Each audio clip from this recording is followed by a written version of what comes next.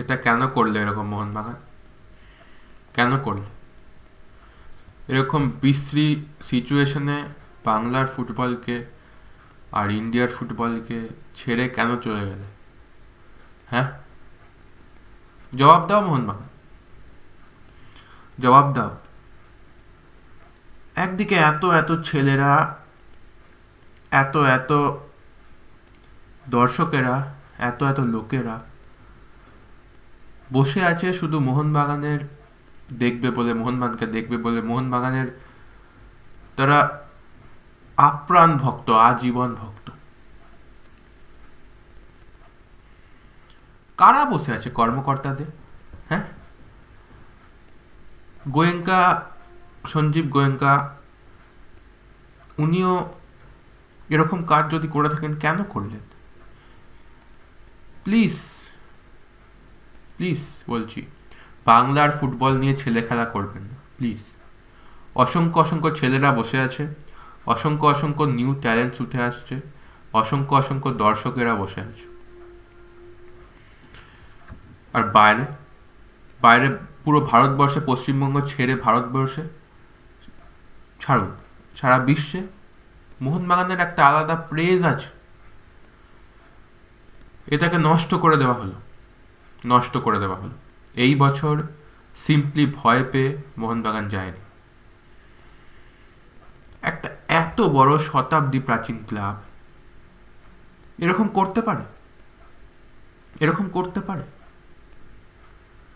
আর তার ফল হলো কাল এসে গেল যেটা, যেই তারই ভয়ে ছিলাম এতদিন, যেই তারই ভয়ে ছিলাম। কত মোহনবাগানের একাডেমি আছে, কত প্লেয়ার উঠে আসছে, কত ভক্ত, তাদেরটা একবার ভাবলেন না কর্মকর্তারা? বাংলার ফুটবলের কথা এতটা যে নিচে চলে যাবে, হ্যাঁ, মাটির নিচে চলে যাবে, একেবারে তলানিতে। একবার ইন্ডিয়ান ফুটবলের কথা ভাবলেন না? এই যে, এই যে কাণ্ডটা করে এলে তোমরা, এটাতে তো আমাদের এএফসি পয়েন্টস লুজ হলো, কোএফিসিয়েন্ট পয়েন্টস। খেললে না, অথচ প্লেয়ার ছিল তোমাদের, যেতে পারতে মোহনবাগান। এটা খুব বাজে কাজ করলে। এর এর কোনো ফরগিভনেস হয় না। যেটা হওয়ার ছিল সেটাই হলো।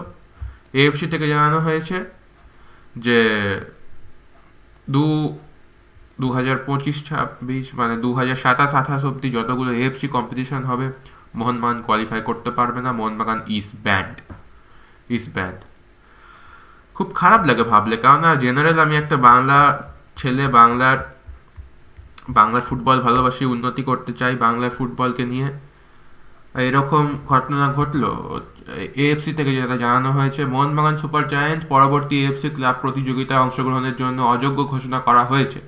অন্যথায় পরবর্তী দুটি এএফসি ক্লাব প্রতিযোগিতা মরশুমে, অর্থাৎ 2027-28 মরশুম পর্যন্ত এবং সহ যোগ্যতা অর্জন করতে পারবে না এএফসির শৃঙ্খলা ও নীতিশাস্ত্র কমিটি।